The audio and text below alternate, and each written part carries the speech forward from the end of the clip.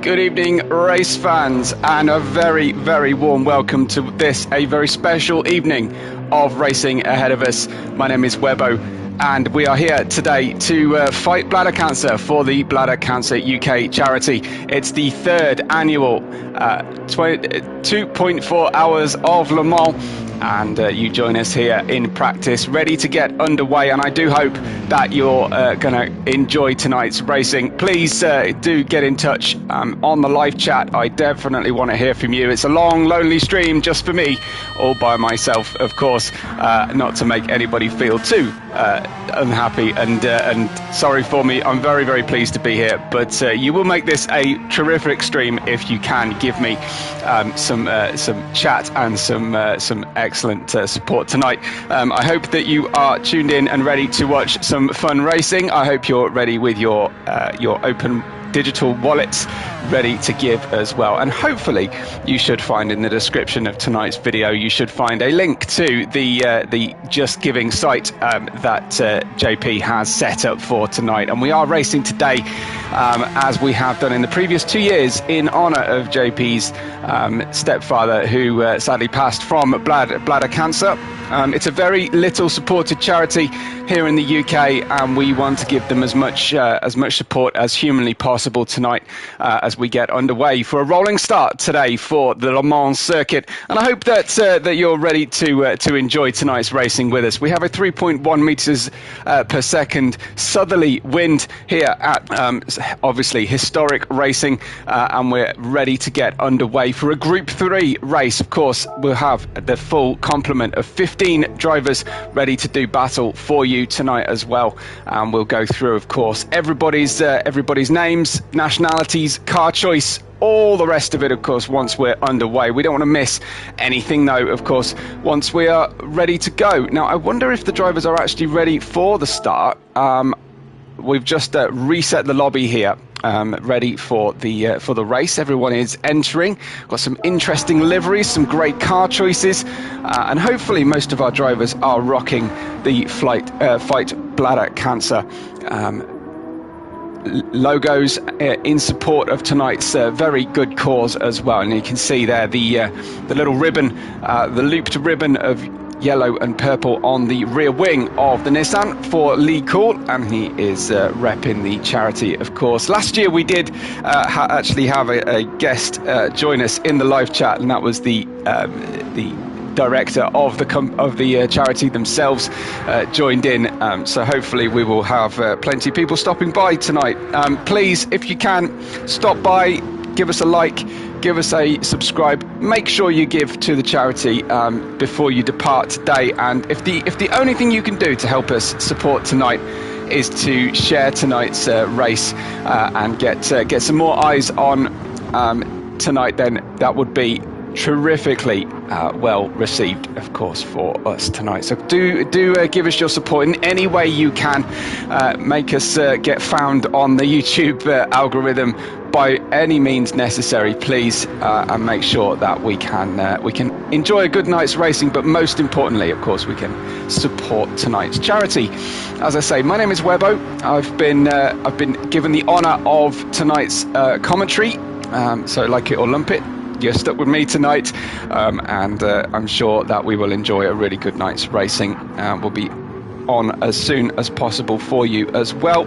We will have tyre choice tonight. They are committed to the tyres they qualified on, except for 3 drivers who will be given free choice for whatever reason. I'm not entirely sure. We are relying on Gran Turismo to hand out the various penalties tonight as well, and I'm sure the drivers usually in this fantastic stream, and of course the drivers used to racing on this very channel, are very much used to being very sporting drivers. And if there is a dodgy situation going on there, you can see nice close-up of the Bladder Cancer Aware Fight Bladder Cancer charity on the side of Monk's car on his BMW. Then I'm sure you'll recognise the fantastic sportsmanship I'm fully expecting to see from our drivers tonight. We've got Jay O'Leary on track as well. He's just stretching the limits of the racetrack, it seems. Has already picked up a practice penalty here, and there you can see the hashtag as well. So do whatever you can to share tonight's video. I'd be really, really grateful. And we're going to try and beat last year's giving, if at all possible. Hopefully, we can do exactly that as the drivers get ready for their qualifying. I can tell you while we wait that BX Royal was the fastest car in qualifying, and normally that would give him pole position for the rolling start we have tonight, but he has in fact given himself a last to first challenge.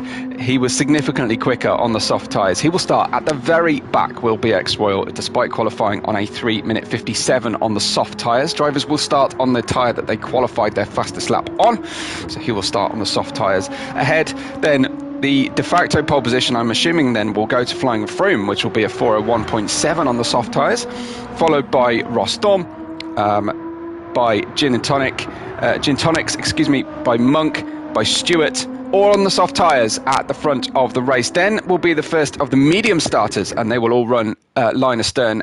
Espuma, Mr. Grumpy, Blue Mosquito, Jay O'Leary and Lee Cool as we get ready to go racing here. And there you can see we've got Flying Froome on the front of the racetrack. It is a night to day cycle that we have, and you can see the qualifying results then, of course. Just to finish that off, Lee Cool starting on the mediums. JP will be the hard starter. Hurricane, Jamie and Shiny will start them on the free choice of tyres. And we'll go racing for 2 hours around Le Mans, and let's get underway under the lights of the beautiful Circuit de la Sata, and it will be Flying Froome that will lead us away from the start of the race, and heading then down, of course, to the Dunlop curves for the first time of a great many tonight to see who will be victorious over this course of the race. A first penalty already picked up there by Ross Storm, and Gin Tonics will be quite pleased to see that. He's rocking the Bombay Gin logo on the side of the car as well. As we cycle through, then you can see Monk. Then in the BMW, you've got Stewart racing the Golf colour scheme McLaren, which is awesome to see. Caesar is in the 6th position there in the all-green Corvette C7. Next up, Mr. Grumpy, Blue Mosquito, all starting on their medium tyres, this middle group. And then we have O'Leary J, Lee Cool, Hurricane, who has decided, it seems, to start on the hard tyres, and he is being bump drafted here by the Beetle of BX, by the Subaru WRX of BX Royal, who was the fastest car in qualifying. He's on the soft tyres as well. JP has found himself moving backwards as the soft tyres have given BX Royal a nice little bite at the start, and then Jamie H at the back of the field at the moment also, but he's on the medium tyres and he is in the very draggy VW Beetle. Back to the front though, as we have a battle going on. Despite these penalty on wearing on the car, Rostorm has taken the lead as we head into the second of the chicanes down the Mulsanne Straight, and this is the first time of asking, because we're going to go straight into nighttime racing, and you can see a little wiggle in the middle chicane there from Ross Storm and Gin Tonics behind. It does appear though that Flying Froome has managed to keep a clean set of wheels at this early juncture, so should stretch away with that half-second penalty. That's half-second off throttle, and it's being picked up by everybody behind. Stewart and Monk have picked up penalties as well, so 4 drivers in the top 5 have already picked up a penalty on the very first lap. Well, it seems like Flying Froome is a little bit slow away from the start, unfortunately, in the Jaguar F-Type, so struggling around. I wonder if things will improve as he heads towards the S's of Indianapolis, and then of course the Arnage right-hander, treacherous right-hander then, as we check out Gin Tonics and Ross Storm as the sun is setting very, very quickly on the racetrack. I'm going to try and wind this down a bit because I'm already getting extremely excited, and it's only the first flying lap here for our drivers. I hope that you're joining us. If you're joining us late, do say hello. I'm going to try and monitor the chat as much as I possibly can. As already then you see Gin Tonics just getting a little bit wide through Indianapolis. This is the Arnage corner where the barrier comes up to join the racetrack very, very harshly, and we'll see if our drivers can get through there as they pick up the first penalty. Flying Foam then should take the lead as he is in on full throttle all the way down this mini straight towards the Porsche curves and the Virage du Pont, the S's Ducati and the Maison Blanche on the right hand side. You can fly through these corners, especially in race trim on soft tyres, but as the grip starts to drop off, as the temperatures drop later in the evening, these corners become very, very difficult, and the drivers start to get a little bit tired as well. So Flying Foam back into the lead of the race. He didn't set the fastest time in qualifying. He was our second fastest qualifier. BX Royal was the fastest. He started at the back of the grid and he's already up to P8 as we then head down towards the Ford chicane and the Raccordement chicane to finish off the lap. It is lap 1, almost done and dusted then for our leader Flying Foam. And he crosses the line 1.1 seconds to the good from Ross Storm in second place. Gintonics is in third, and closely followed by Stewart and Seitzer, who all suffered penalties at the start. Monk has picked up a penalty as well on the as he crosses the line, and then we've got a nice challenge going on between BX Royal and it's Mr. Grumpy as well. BX Royal, it looks like in the AMG, is it? And he has picked up a penalty there. So let me just check on that. No, BX Royal is in the WRX, and it is Monk in the BMW who's picked up the penalty. I will get used to the cars, but unfortunately, I'm not going to get used to any liveries while we have the sun setting at the moment. And then you see a fantastically prominent Fight Bladder Cancer on the door stickers of our BMW M6 GT3. As driven by Monk, who will suffer a penalty there on the way out. Further back then, you've got BX Royal in 7th, starting at the back with the fastest time. Then comes Mr. Grumpy in the classic beautiful livery of the AMG GT3 with a 1.5 second off throttle penalty to come. The Honda NSX is driven by Blue Mosquito, and I'm hoping it is bright blue. Yes, of course it is. It's Blue Mosquito, who always lights up the livery colour scheme, buys that blue paint in batch quantities. Then we've got Lee Cool then in 10th position. Further down, Jay O'Leary is in 11th in the Nismo, in the Lexus RC.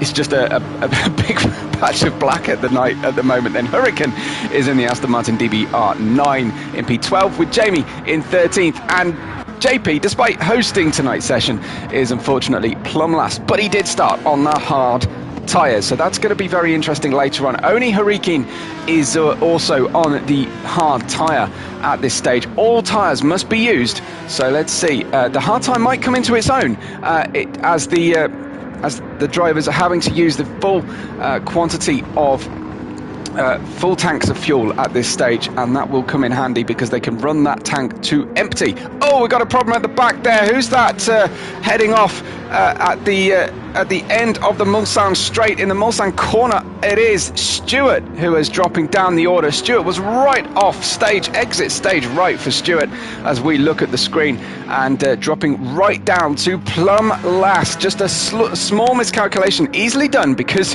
that corner does come at you quite quickly. Ross Storm then, another clean set of wheels this lap, and he has taken the lead from Flying Foam this time, who is in the second position. Remember, this group at the front, all on soft tyres, and already you can see Gintonics eating through those tyres in the Ford GT. Of course, we all know that the Ford GT, very, very hungry on its tyres. If you're joining us then in the live broadcast, do say hello, do tell me who you're here to support, and tell me if you've given to the charity yet tonight. You can see I've tried to leave a small URL link in the description if you can give, and we'll talk more about the charity later on as we watch the close racing at the start of tonight's proceedings.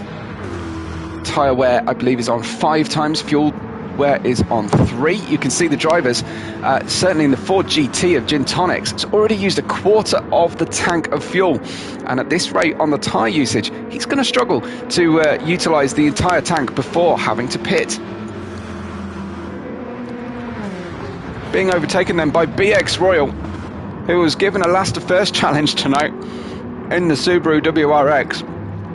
DHL branding on the car. Despite that, he is absolutely delivering fantastic performance. And there, a new fastest lap. He's hit the 4-minute .2 already. We've got Rexy Porsche livery further back on the Corvette, oddly enough, for Seitzer.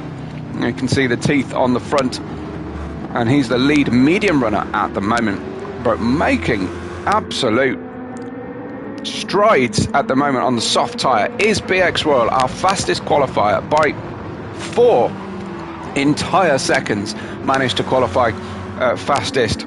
But of course, that is not the full story. We will hope to see everybody have their moment and their day in the sun here today in our race. You will see conditions change. There is a question mark over tonight's weather. Last year we had weather on random, and it only rained for about half a lap, and it was enough for maybe just 2 or 3 drivers to pit. But when it rained, we had carnage for that half a lap. It was virtually impossible to keep track of everybody. And we head down the Mulsanne straight then for the 3rd time of asking.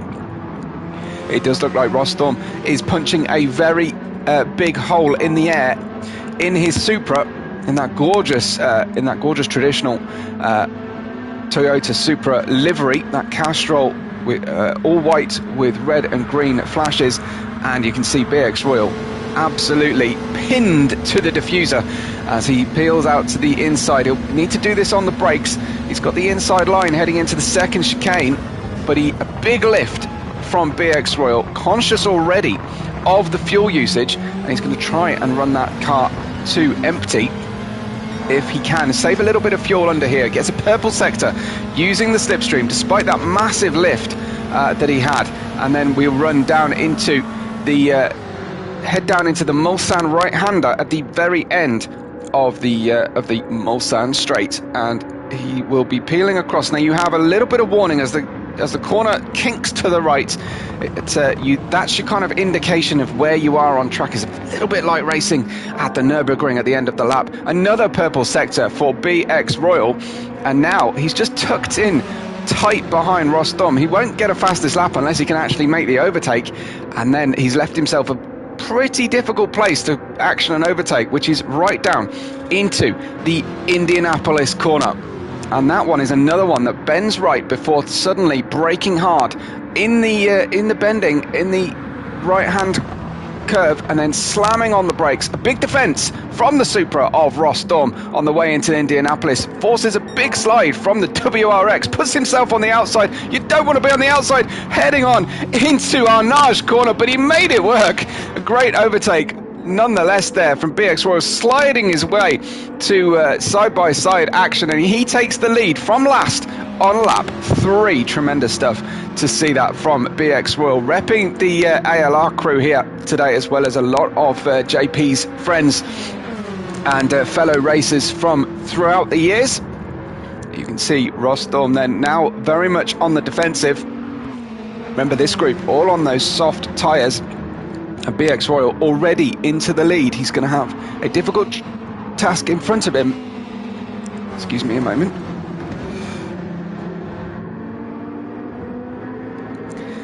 This is my second stream of the day, and I'm wearing my voice out. I'm going to have to go nice and steady here today. But then we got Flying Foam with the bright yellow stripe down the bonnet, looking for an opportunity here into the double bus-stop style chicane at the end of the Circuit de la Sarthe Le Mans configuration, and a personal best though for Rostom, and that was probably partly by being bump drafted down the Mulsanne straight several times, as BX Royal has disappeared 2.5 seconds in the lead. And remember, he started plumb last with his prodigious qualifying speed, but he's already gone faster than anybody else managed in qualifying, has BX Royal, apart from himself. That is quite the record. Rostom, his first penalty that I've seen on the car at this stage. We're going to watch these soft runners at the start, and then we're going to check in with the medium runners. Looks like Seitzer is doing a great job. He's on the medium tyres, and he is outperforming everybody else, as Monk is battling with Lee Cool here. Monk is on the softs, Leakall on the medium, so Monk needs to move on here a little bit and get away from these medium runners. Further back then, Jamie is in the Beetle, and he's running in P8, some 19 seconds away after just 3 and a little bit laps, and he's already used half a tank of fuel. Next up, Jay O'Leary in 9th, Stewart in 10th, and Blue Mosquito in 11th. All the medium runners followed then. Down in the order in 12th is Mr. Grumpy and Hurricane on the mediums as well, and JP has already pitted and switched onto the soft tyres. Remember, he started on the hard tyres, so despite starting on the hards, he has already switched to the softs at the end of lap 3.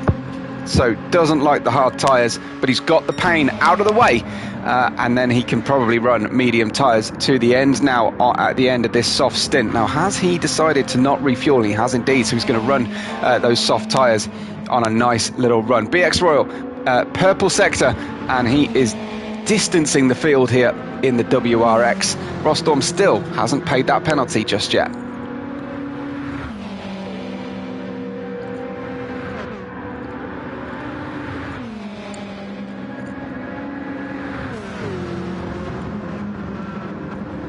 Nice little licks of blue flame coming out off throttle on the way through Mulsanne corner from both the Supra and the Jaguar F-Type.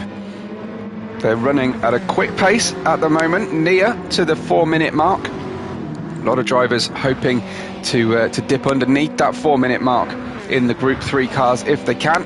We've got hazard lights flashing, it seems, on Gin Tonic's car. Is that hazard actually flashing, or is that just yellow accents to the outer edges on the Ford GT? I think it's just yellow accents on his white headlights. I thought perhaps he'd engaged the hazard lights there for a moment. Rostorm will slow down here as they come up to the yellow chevrons on the racetrack. You see how unlit this racetrack is, especially on one of the most difficult corners, Arnage corner, as Flying Foam goes flying on past Rostorm and retakes second position. Rostorm will have plenty to do now, and there are various sections of this racetrack that are pitch black at this point in the race, but then you obviously get into the stadium sections at the start-finish line, and some of the chicanes, and they are much better lit as well. Field spread so far about maybe 1/5 of the track distance. We will see obviously some lapping later on, as Rostorm then will need to recover and use the first sector of the racetrack to try and close in so that he can use that slipstream as he runs forward. BX Royal's lead is 5.5 seconds. He started at the very back of the grid, albeit with a 4-second qualifying advantage in his race car. From Flying Foam, who is in second position, he started second. Rostorm is in third, he started third, and Gin Tonic's in fourth. He also started in 4th place. It looks like a good looking race car as the Ford GT.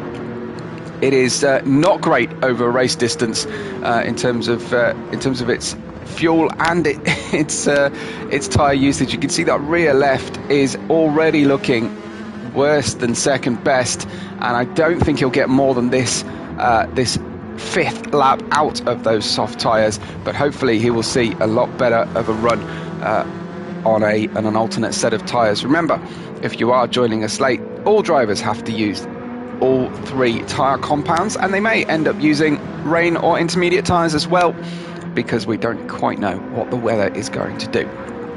So to continue then through the order, Caesar is on his own as the medium starting car in 5th position. He started way back in 6th place overall, 7th fastest qualifying.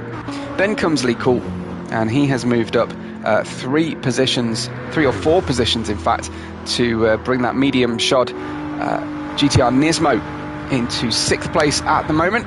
We'll look through and examine the lovely liveries as much as possible, and we'll have some feedback from you guys in the chat as to the liveries on offer tonight once we get into daylight conditions. Muncon is in 7th position in the BMW M6. Then comes Jamie. Next up we will see Stewart running in 9th place right now in the McLaren F1. Very, very nice race car. That was one of the cars that was on my bedroom wall as a kid, was the McLaren F1, at the time the fastest production car in the world. Then we have Jay O'Leary in 10th position, Blue Mosquito in the all-blue Honda NSX, he is in 11th. Then we've got Mr. Grumpy, Hurricane in 13th position, and JP at the back in the V12 Vantage, but he has stopped for soft tyres already, and he has some distance, but 3.7 seconds to the back of Hurricane, but the field spread 1 minute clear right now, as we try and get a little look at the Vantage, but we can't see anything at all. BX Royal's lead is currently 8.2 seconds. That is some going over 5 laps. Yes, it's a long lap, but man, is that very, very fast performance so far from BX Royal, one of the top guys, of course, in ALR. Then we've got Flying Frome, happy to keep pushing here in 2nd position in the F-Type, and he has had plenty of time spent on the racetrack with the Toyota Supra of Ross Thorne as well. We'll try and stay with them. Of course, you can just about see it's a clear night sky in the distance. You can see some stars in the sky, so no impending weather at this stage. The drivers will be hoping that if we do indeed get plenty of weather, that it will be during the daylight hours, because they won't want to tackle this racetrack in the dark and wet. There's a lot of fuss has been made this last couple of weeks about the unveiling of rain conditions in iRacing. It's been in Gran Turismo since the start, and Gran Turismo does paint a beautiful picture, especially in mixed conditions. So hopefully neutrals among us will be hoping for a little bit of moisture. Well, quite a lot of moisture, I have to say. Some good consistent laps at the moment from Ross Thorne, but he has picked up another half-second penalty to pay next lap round as he runs through the first few, the last couple corners of the racetrack, and heads up towards Dunlop then for the 6th time of asking. Looks like Sitsa is in the pits, and he is coming off his mediums. We'll see what he goes on to shortly, as the GTR Nismo is performing well in P5. Do join us in the live chat if you're just joining us tonight, and confirm, of course, that you've been able to follow the link to the Just Giving page that JP set up for the Bladder Cancer UK charity that go by Fight Bladder Cancer on YouTube. There we see why the corner is called the Dunlop corner at the start of the lap. And where is Sitsa? Sitsa is on the medium tyres. He's refueling right now, and we won't find out his tyres until a little bit later. But in off the soft tyres, very worn soft tyres, comes the McLaren F1 as well. Beautiful livery choice, very nicely shaped to the car there for Stewart, and he is busy on his racing. We've got, what tyres have we got on Sitsa? I don't think, well, he's just refueled and he's come back out on his used set of mediums. So an unusual situation there for Sitsa. I would expect him to have changed tyres while he had the opportunity, but he's seemingly quite happy. You're not really running, running out of mediums at this stage, but you don't really suffer a great deal of a penalty for taking your tyre change at the same time as your fuel. If anything, I was expecting to just see drivers go for tyres only if they still had fuel in the car. And there is Stewart, fresh out onto his new soft tyres now. So he's run soft at this stage of the race. That's an interesting strategic call as well. Back at the front then, you can see BX Royal surely must pit at the end of this lap off his soft tyres. Check out that rear left tyre. Surely that is going to go banged pretty soon, and he's going to find himself struggling as he does the long right hand corner direction change, and that really leans on that back left tyre. But the fuel is flashing as well. He has less than a lap of fuel to go in the car. He just set a 3-minute 57.7, not far from his pole lap and a long way from anybody else's Oh, massive slide on the way out of Indianapolis, and he needs to wrestle some control back in the car. He doesn't want to hit disaster, and that will be the biggest challenge, I think, for BX Royal. Will be just not making any mistakes tonight while he's on his lonesome, especially before he gets to lap other cars. He's just playing this game against himself, against his own times, but a very, very hot lap. It may not get quicker than that, as he's on near fumes in the tank, and he's on used soft tyres. So I do wonder whether that's as fast as we will see anybody tonight. But the temperatures will raise as we run into the daylight, as long as it's nice and dry at some stage in the daylight. He kicks out some grass. The other drivers won't thank him for that as he runs through the karting S's and goes past the Maison Blanche and then down towards the Ford chicane, the first one, and the Raccordement. I don't expect to see him go into the Raccordement chicane as he comes into the pits. And there we have our leader then. Giving up the lead, one would imagine, although I think it'll be a little while, because in comes P2, flying Froome. In comes P3, Rostorm, and then I'm sure Gin Tonics is in as well from P4. So Lee Cool, he is on the racing medium tyres, and he comes in because he's used his entire tank of fuel. Now the drivers, if they're using the fuel in 6 laps, maybe the soft tyre is the choice of tyre tonight. We'll see. Into the pits then comes Monk, and he is coming off his soft tyres, and he hasn't used them as much as anybody else, but he's got virtually no fuel left at all.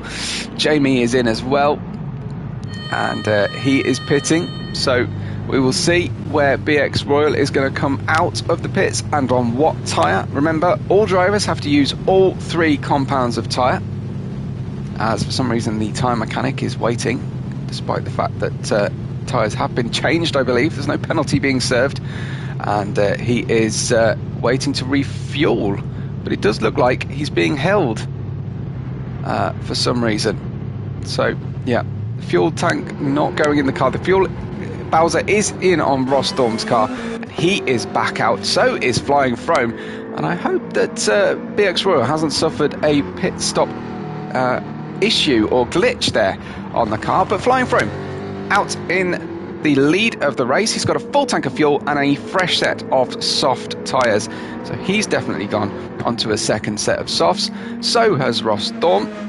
He's quite happy with those. Gin Tonics also on the softs. Seitzer now comes out with a topped up to 3/4 level tank of fuel and is on the medium tyres, so he is just going to use those mediums as much as possible, saving, I don't know, 3 seconds in the pits for the tyre change. Lee Cool out on a second set of tyres. He is now on softs after starting on the mediums. Monk has fitted the hard tyres, so he wants to get all of his pain out of the way early. Jamie in 7th position has also now fitted the hard tyres. I forget what tyres Jamie started on, I'm sorry to say. Stuart is on the soft tyres now, and he has pitted. He's on his second set of softs in the McLaren F1.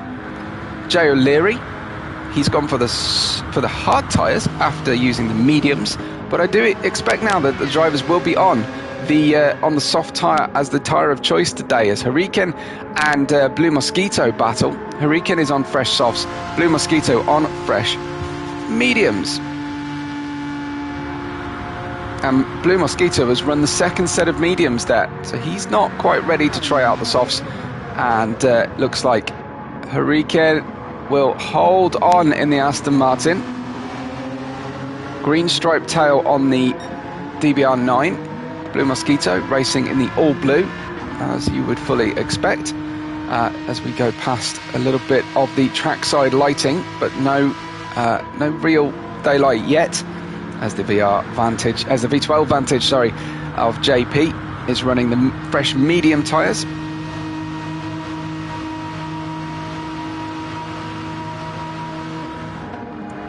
So that is his 3rd set of tyres, and he has now, on lap 7, completed his tyre allocation. Mr. Grumpy is on a new set of softs. BX Royal. Now, I don't know if he had another penalty to take or he just waited until he was last again for some entertainment value. But BX Royal has gone on to a second set of softs, and I think I'm just missing a couple of drivers in terms of their tyre choice. Seitzer, what did Seitzer do? He just stayed on the mediums, and just refresh my memory on that one. So Flying Foam is now the leader by 2.7 seconds, and we see him in the distance as the Supra in P2 of Ross Thorm is running that 4.4 seconds himself ahead of P3 Gin Tonics as they come on to tackle the Ford chicane, end of lap 7. Seitzer in the P4 has fueled but not changed tyre.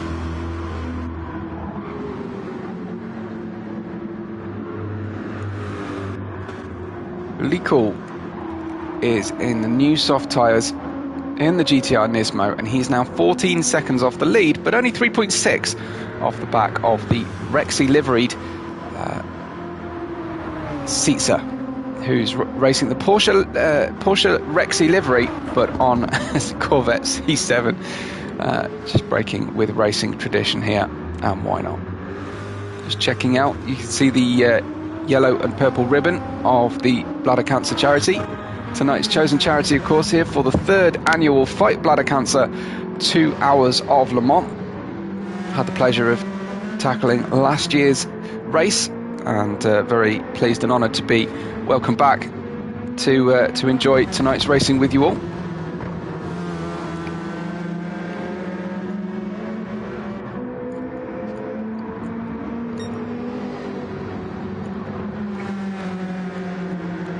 Flying Froome leads us away. He has a half-second off throttle penalty to pay shortly, as does now Ross Thorm. You only have to transgress over the painted or very small curbs at the exit of the corners here, which is very easily done in the dark as well. You only get the tiniest little moment in the headlights to see those curbs. Drivers have put in plenty of practice for tonight, but not everybody practices these night conditions quite as much as perhaps they ought to. There's an argument to suggest you should be practicing the night conditions almost exclusively, because it only gets better from those conditions. And racing then in the all-black Ford GT is Gin Tonics in 3rd position. Let's find out where BX Royal is. He's already put in a 3:57.7 as his fastest lap. It's faster than anybody else in qualifying, don't forget. And he had a very, very slow lap, putting himself back into last position then for this one. He's 1 minute 39 off the rest of the field, giving himself a little bit of a challenge, I think, here tonight. Giving himself plenty to do, though. Now, I did manage to pick up that he would start at the back, despite qualifying on pole, but I didn't see any sort of major penalty that he was going to be suffering. So we shall see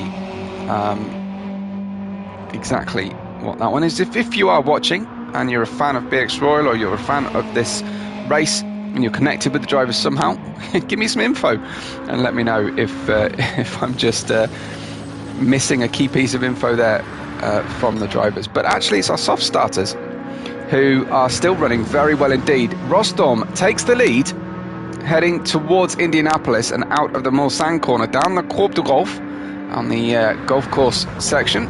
And then you can see the treacherous braking zone for Indianapolis, slightly banked corner. Car gets very loose out of here, and on the way into the Arnage right-hander, the most difficult, I would estimate, corner on the racetrack. It is tempting to push through Arnage, and but it will bite. That barrier on the outside of the circuit will bite you and ruin your race. So Ross Thorm into the lead, but only by less than 1/10 of a second, as steaming on down side by side they go. Flying Foam is right with him. This one is going to run this battle between the two of them. I don't think two other cars have been as close as these two throughout the course of our race so far. This is lap 8. We are 32 minutes deep into our 2-hour race, and I hope you're enjoying yourselves tonight, enjoying tonight's racing and enjoying the good cause that we're fighting for. So please, we're racing for Bladder Cancer UK. There should be a Just Giving link from the description of this video. And let me know if you have been able to give something or shared the video out to friends, and try to encourage people to give tonight. Sim racing, it's a lot of fun. For some people, it's the day job, but for others, it's a great way to raise money for charity and have some fun with your friends at the same time, and that's exactly what we're here to do tonight. In P3 is Gin Tonics, a little bit on his own. He's 4.2 seconds away from Flying Foam and 6.7 seconds in front of Seitzer, who is in that 4th position. Seitzer has Lee Cool for company. Now, Seitzer has been on the same set of medium tyres from the very beginning. He's running a double fuel stint on this set of tyres, and Lee Cool goes the long way round into the Dunlop, and then through into the Saint-de-la-Chapelle corners.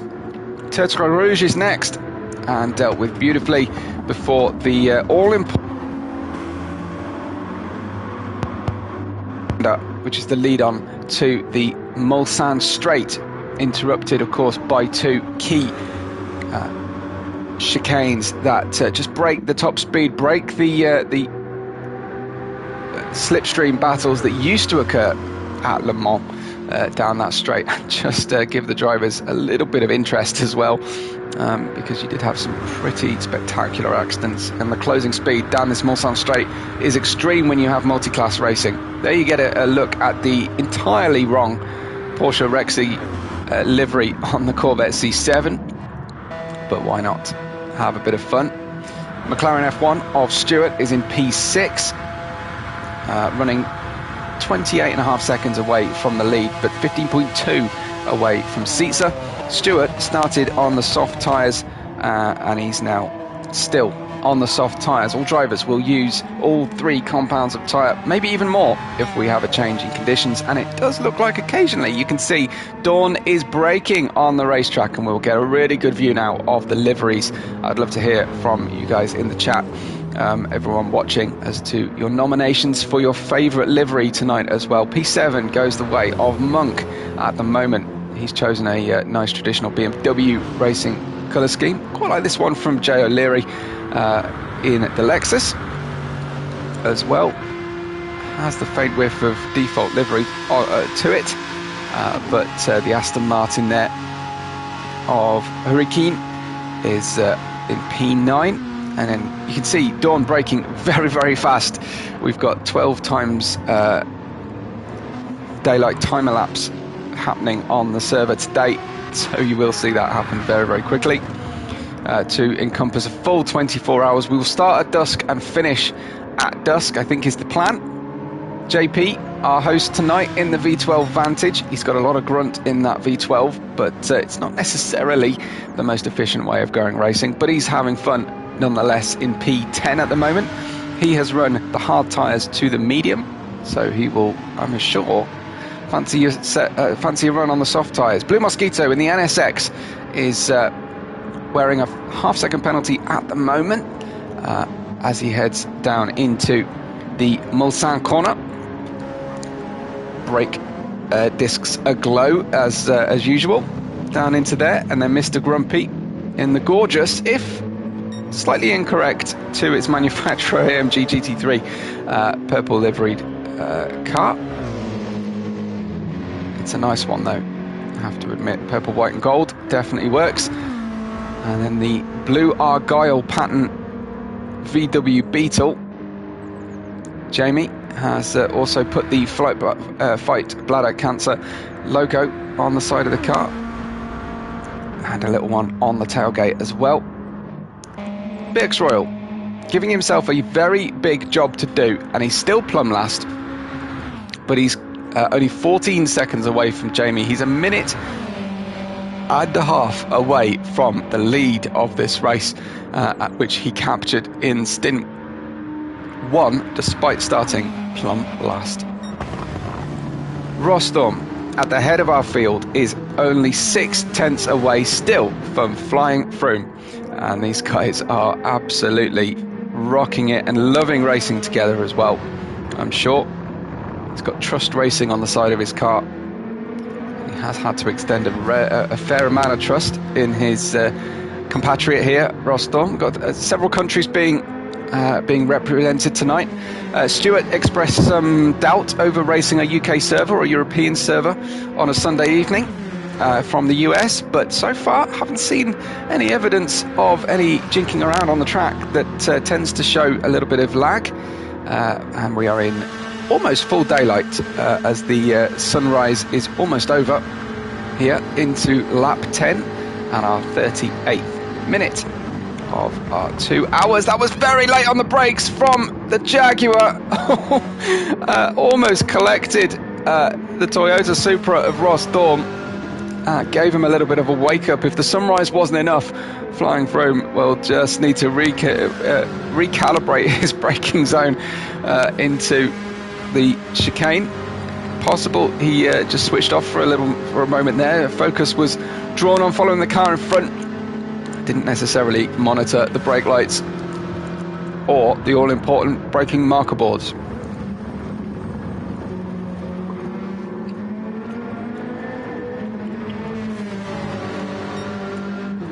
Our two leaders separated by less than half a second now. Let's join him on board, shall we? Flying Frome. As you can see, the fantastically replicated interior. So I absolutely love racing in the cockpit, in VR, in Gran Turismo. The detail is absolutely immaculate. You can see the welds on the roll cage, top left of screen. There is that much fantastic attention to detail, which I personally absolutely love to see. The other thing about racing in VR is you can use your mirrors properly as well, which is great to see.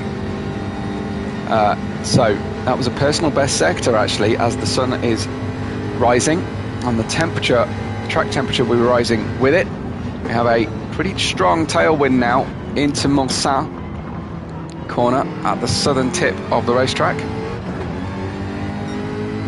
Thankfully we are doing a 1/10 distance, 2.4 hour we managed last year of Le Mans, and heading into towards the Porsche curves then. Of course, now for the 10th time of asking, Flying Frome has got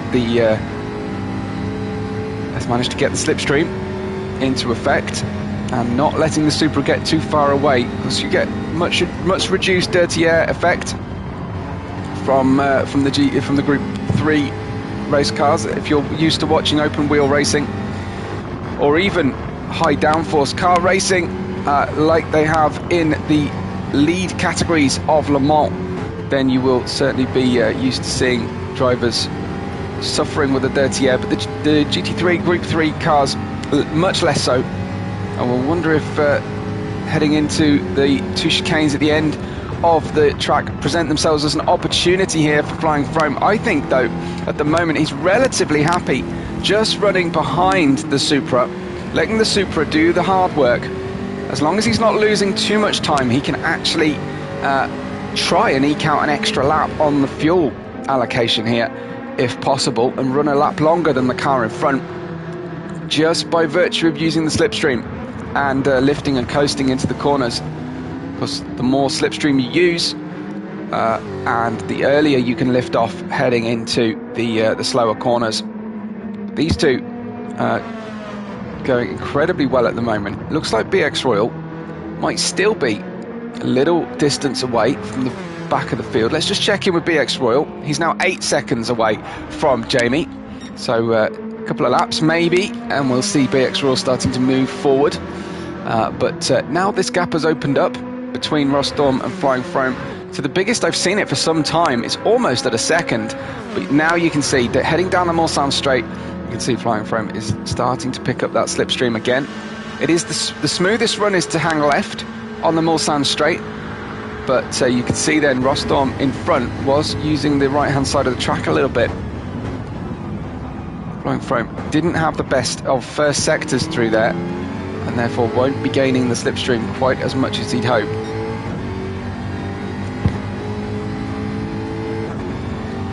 And we go through the soft tyres once again then, Flying Frome and Rostom. Let's check out the car, shall we? Nice close-up to the livery. It is looking very, very nice indeed. It's very smart livery there for flying through. Why not have a look up at the Supra as well? Seems to be repping some German stroke Spanish colour scheme here. It's very smart. Reminds me of the old VHS Maxell colour scheme. I don't know. Is that a bit of shade? Is that a slight? And then you can see the Bombay Sapphire Gin livery of gin tonics. He's also got Schweppes tonic on the side of the car as well, and he's certainly made a good use of all the stickers. Looks like he's got a pub there on the side of the car, Queen's Head from somewhere. I can't quite read where that's from, but he's racing from Germany, and in the least German looking colour scheme and car that we've got on the grid, perhaps. Lee Cool, Kraken Rum, and he's got the Kraken on the car. I don't know yet whether he's actually released the Kraken, but that is a good looking car as well. I'm quite enjoying that one. Very nice. Can't quite make out what the back of the car says. Something about the Kraken. Something about the Kraken. Then we've got the Bombardier and JCB sponsored Aston Martin of Hurricane. It's also shown by Platypus and Aramco. Very nice indeed. Jay O'Leary. This follows the lines of the vehicle really nicely, actually. Really do rather like this one. Check out though Monk's speed in the BMW coming down the Groupe du Golf mini straight towards Indianapolis corner. Will he have a go on the way into Indianapolis, despite the fact that he's got that penalty on the car, which he'll use on the next straight after this one? Well, he's gonna try and get ahead. And we can see, I thought it was like a camo pattern on the BMW, but it's not. He leaves some good racing room on the outside, and I was talking about these drivers being very, very sporting, and there you can see the effect of the penalty. But enjoying that colour scheme very much, actually. Blue Mosquito will not win any originality points for his livery editing, but nobody wears blue as much as the Mosquito. Caesar has picked the Rexy colour scheme, but he's got it on the wrong make and model. It's the Corvette C7. Jamie in the number 6 VW. I do think those hexagon patterns do remind me of Argyle's socks, and he probably won't thank me for saying that, but it's pretty cool nonetheless. BX Royal has overtaken 3 cars in this lap to bring himself up to 11th position, and he's sponsored by DHL tonight, and that is a typical Subaru looking WRX, outfitted for racing in Group 3 though. Next up, Stewart in the Gulf liveried McLaren F1 from the 1990s. Tremendous race car, beautiful sound as well. Love the naturally aspirated sound of the McLaren F1. Some little racing strikes coming out of the bonnet there at the front. JP in the second of our Aston Martins tonight, very much repping the Great British flag, but also some very nice, it's a little bit loud for an Aston Martin. I do tend to think Aston will suit a more muted colour scheme, but you will definitely see JP coming, and he's also sponsored by GSE Car Parts on the tail of the car as well. And as you would expect from our host tonight, he is using the Fight Bladder Cancer stickers in a big way. And then we've got our Warsteiner classic Le Mans racing livery, but this time on an AMG. Little known fact about the AMG Group 3 GT3 car is it is technically a mid-engine car. The engine sits behind the front axle, which makes it a mid-engine car, and all that space at the front of the bonnet is purely cosmetic. So the engine sitting behind the front axle. Rostorm and Flying Foam are still in the lead of our race as we start lap 12 and minute 48.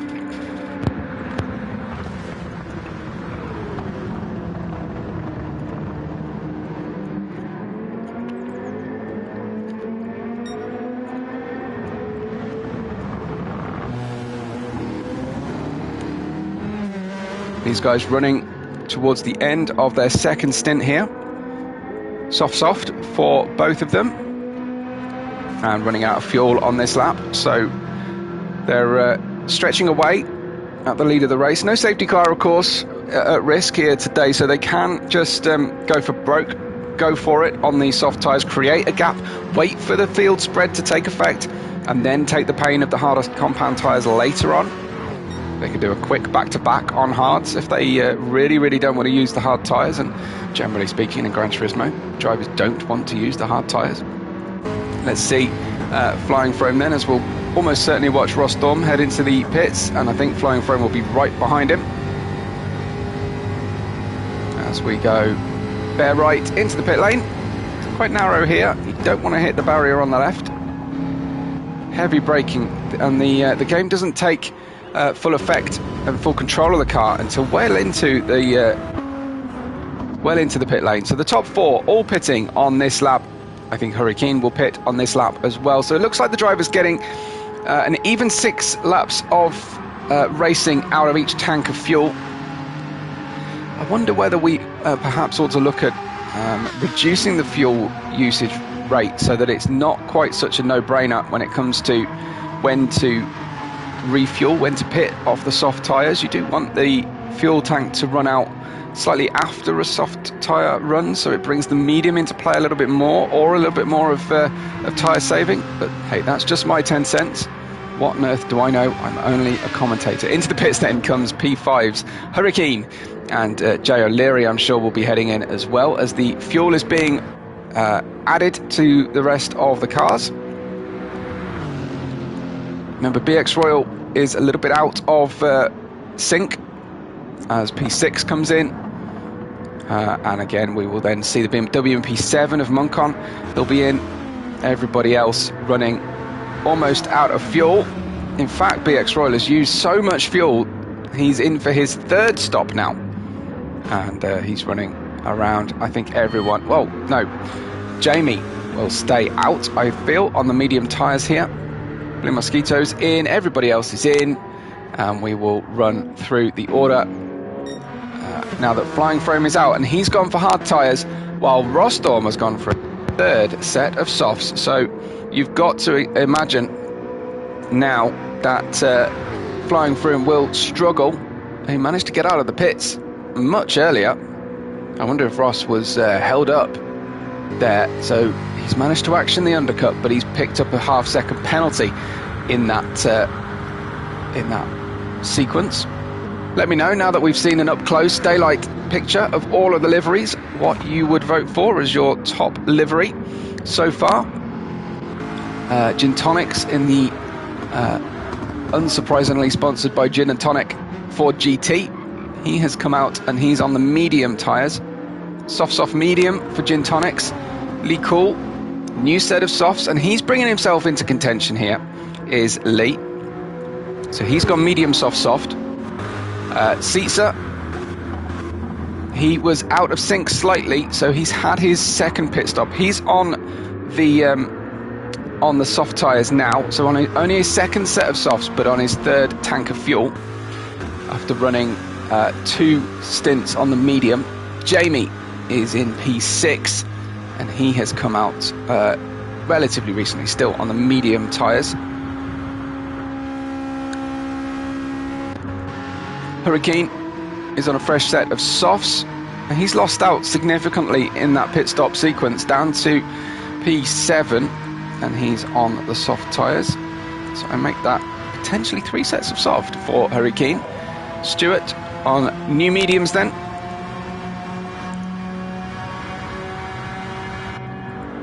Jay O'Leary has gone for soft tyres. That's one of each for him, I think. Medium, hard, soft. so he can run softs to the end, and I think it will be the soft tyres as the main choice tonight.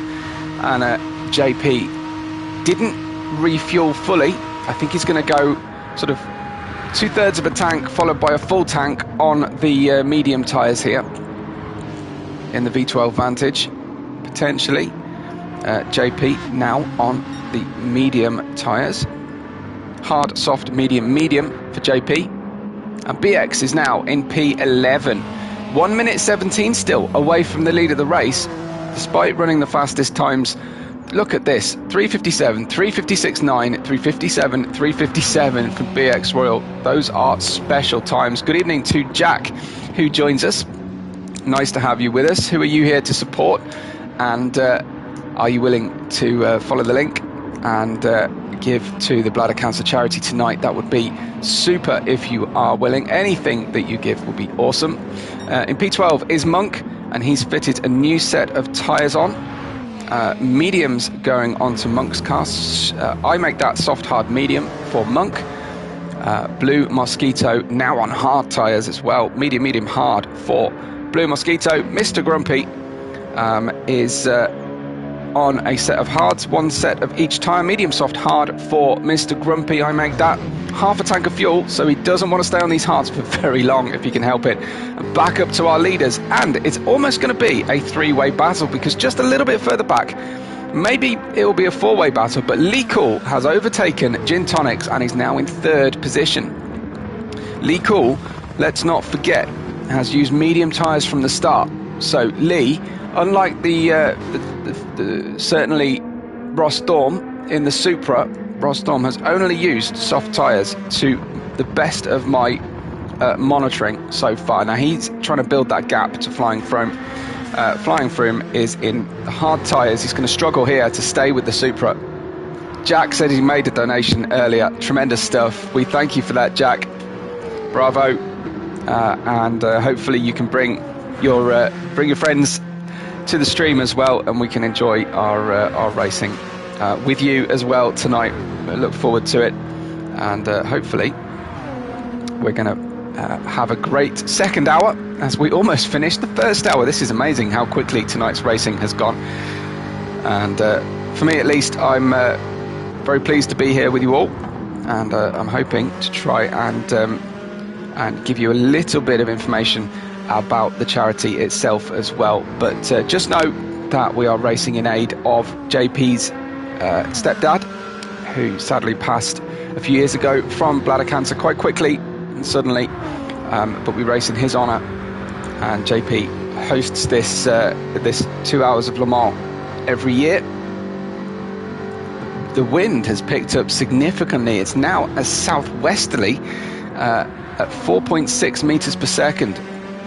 And it is now a slightly different situation for the drivers. This will be a direct crosswind into the very difficult braking areas of Mulsanne and of Indianapolis, and a really bad tailwind heading on into Arnage corner as well. That's definitely going to be very interesting. Ross Storm's doubled his gap at the lead of the race to 3.8 seconds as Flying Froome is trying to get these hard tyres into anything like a usable state, but he may decide to pit early here and just get out of sequence. But so far it's been every 6 laps our drivers have come on in for the pit stops, with a couple of exceptions. But the fuel tank lasting about 6 laps. So it could be a 4-stopper tonight. There may be a few very thirsty machines that end up with a 5, but I think it's going to be 4-stopper for most of the drivers. You can see the effect of the wind there on the Jaguar as he suddenly suffers a crosswind through the kink on the approach into Indianapolis, and that is something the drivers are going to have to watch out for. They don't have engineers in their ear. I think only the very bravest of them would actually be willing to listen to the commentary while they race. Maybe if it's on a long form race they wouldn't mind too much, but I never quite understand how drivers can listen to someone like me yabber on in the background while they try and concentrate on their racing. Lee Cool is putting in some great racing here, actually. Lee Cool qualifying all the way down in 11th position on the medium tyres, albeit, but he's gone medium soft, and he's bringing himself into contention here for a potential podium. Don't rule out or forget about BX Royal, though, who has incredible pace, has toyed with the drivers a little bit by starting at the back and then putting himself in the back again at the start of the second sector, despite getting himself to the lead of the race during that first stint. So second stint, he waited in the pit lane until everyone had passed him. Gave himself a real challenge. How about this, though, from Lee Cool on the soft tyres, fighting a little bit unfairly here with the Jaguar F-Type on the hard tyres in front of him, Flying Foam, but Flying Foam is getting that pain out of the way. So every driver has to use all 3 compounds of tyre. We don't know yet whether we'll see any weather in the second hour of the race. Hopefully we will, from a neutral spectator's point of view. Jamie's gone into the pits off the medium tyre. He'll refuel as well now. He's run out of fuel, but has extended this stint as Jamie. So good couple of laps after everybody else in the second stint. Might be trying to make this a 3-stopper. How about this then? We'll see if Lee Cool has got the top speed to get past the Jaguar. Looks like he is a little slippier. And in the GTR Nismo, well, that's looking good so far. It's got the inside line heading into the first of the chicanes on the Mulsanne straight. Smoothly does it. Nice work, and no gimmicks to use here. No boost. He's got a turbo, yes, but no boost on the car. Balance of performance is on. Equal performance, just about, is given to the cars here. And no DRS to play with either. Just good old-fashioned racing, which you love to see. Not 100% sure he's truly on Goodyear tyres, but we'll let him get away with the Goodyear sticker, shall we? And screaming past our camera position goes the Jaguar, but he has dropped a position now, down to P3, but he's on the ill-favoured hard tyre. No one likes them for racing.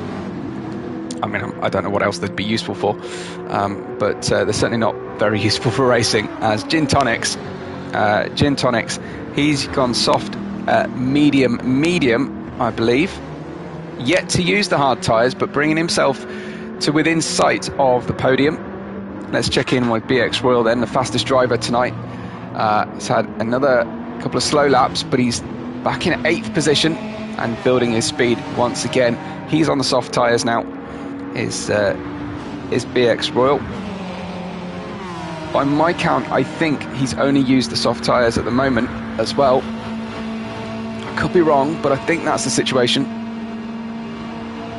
And that WRX certainly been tearing into the rubber compound on the car. That's a lot of tyre use for comparatively little fuel use. Nice little busy section of the racetrack here we're enjoying, as Stewart now has to fend off JP with one hand tied behind his back with the half-second off-throttle penalty to come. So JP will see that and lick his lips and think, fantastic, there's a place coming. JP is on the medium tyres. JP, our host tonight. And I believe he's only used the mediums to this point in the race as well. So quite likes the mediums on the V12 Vantage, but hasn't yet enjoyed the softs or suffered the hards just yet. Nice personal best sector for JP there. And tremendous racing so far from everybody concerned.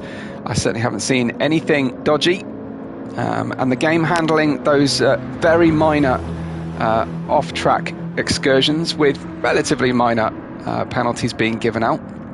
I think the most I've seen is a 1.5 second penalty, and the wind's picked up further, now 5 meters per second southwesterly, turning towards the west actually, that wind, and the racetrack is going to be feeling different to our drivers lap after lap. And the distance involved in the Le Mans circuit does mean that even the smallest change in wind speed, direction or conditions, even just the sun coming out, will mean that one lap is different in feel to the next. And you never really have a stable race car throughout the course, and you're just driving on your instincts through here. You can see how very dangerous and treacherous the exit tyre barrier is on Arnage. Used to just be a bit of Armco as well, just tore cars to pieces, did that Armco. So better to have the tyres, but still pretty difficult. Mr. Grumpy is still able to battle here and pick up a bit of slipstream. He is in plumb last at the moment in 14th place. He's on the hard tyres though, and running out of fuel is the grumpiest driver. Medium, soft, hard for him. So he's got all of the pain out of the way. And that AMG looks like a real hand through the Porsche curves.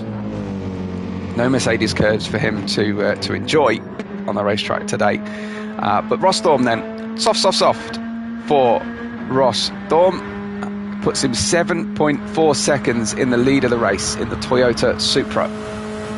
Very smart looking car. And he has, I think, just about got the fight bladder cancer purple and yellow ribbons on the car, but he hasn't given up a lot of real estate on the car for that, has he, today? But looking good nonetheless. Lee Call is in second position, not catching Ross Thorm, but gapping Flying Froome in the on the hard tyres.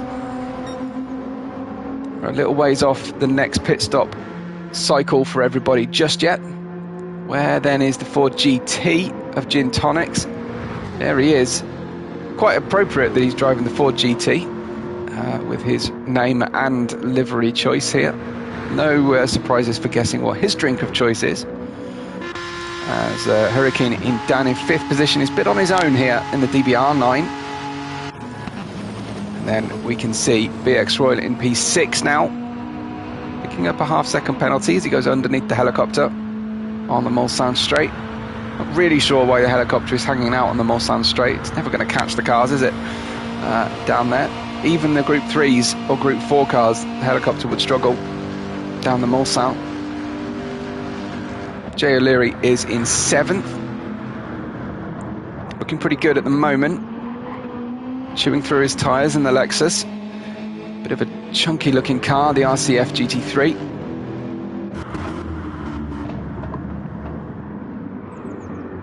Corvette C7.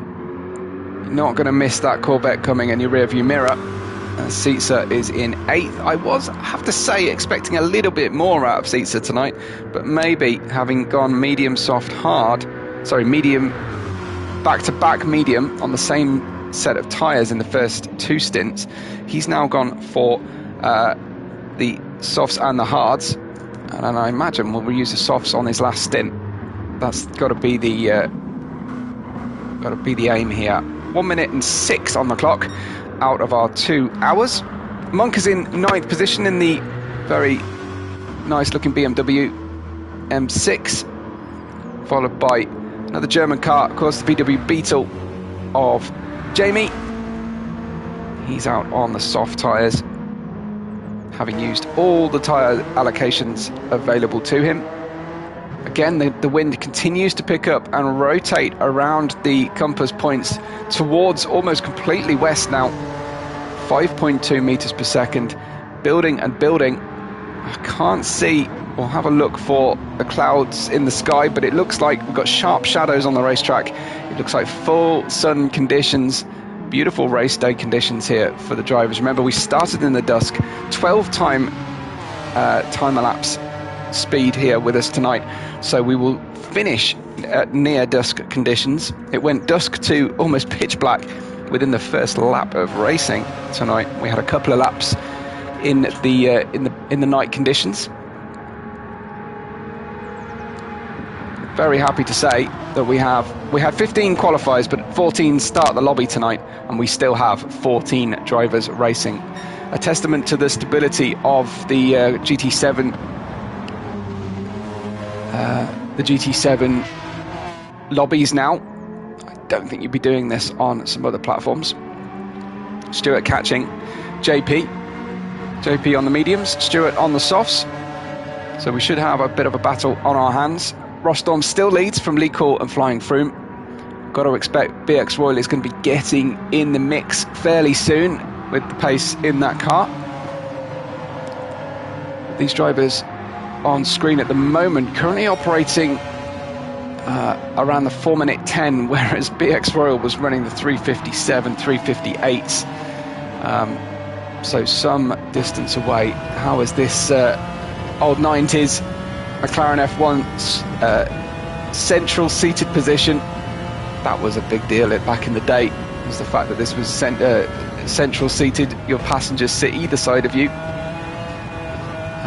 if the passenger seats aren't removed, of course, for track racing. A little late on the gear change, maybe. Could just be lag on the audio, but it's a little bit reluctant to change gear.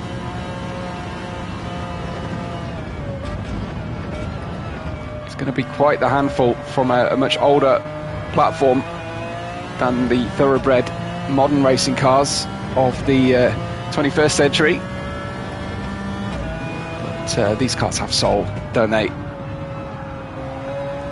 He's unable at the moment to quite live with the V12 Vantage in terms of poise through the fast corners in the first sector. But top speed, you've got to fancy the McLaren F1. Oh dear, just tripped over the track limits and has picked up a penalty for that. Here we go, building the speed. I've got miles per hour, which tick over obviously slower than the KPH. 170, 171, 172, may have just shaded 173 miles an hour. Needs a good exit here to try and hold on to that slipstream. The grunt of the V12.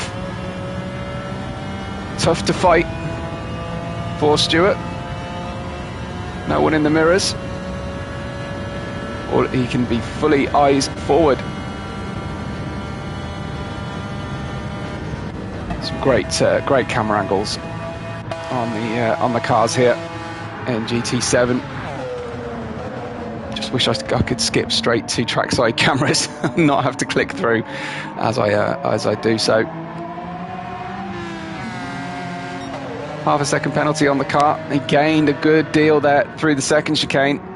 Might be level by the time they get down to turn right for Mulsanne at the end of the southernmost tip of the track, at the end of the Mulsanne straight, over the double crest. He's not quite using the slipstream, but he's putting himself in a position here to try and angle his way to a good exit. Little bit greedy on the throttle mid-corner, but picking up nicely again. Very ugly windscreen wiper on the front of the McLaren F1, having to navigate the concave curves of the somewhat distorting windscreen in the McLaren F1. He just can't quite get there, can he? But Mr. Grumpy has lost a little bit of ground, but he's pitted and he's put soft tyres on now. So Grumpy has dealt with the hard tyres, will run softs, but I think we'll be committing to a further pit stop tonight after this one. Still a lap or two away from another pit stop from Ross Storm on the soft tyres. Lee Cool is saving a little bit of fuel on this stint, trying to extend here, doing a good job in second position, but losing ground to Ross Storm on the same tyre. So he's turned the engine down a little bit, but it's not quite working out perfectly for him.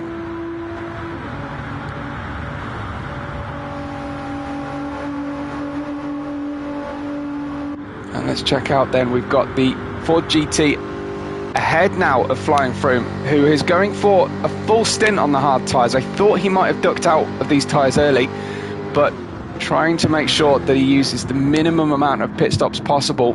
That does, however, mean a very long amount of time on the hard tyres. Will he stay out on the hard tyres right to the end of lap 18-19, I wonder? They'll be furiously calculating how the race is going, but we still have like 47 minutes of racing, plus of course the lap that the leader is on.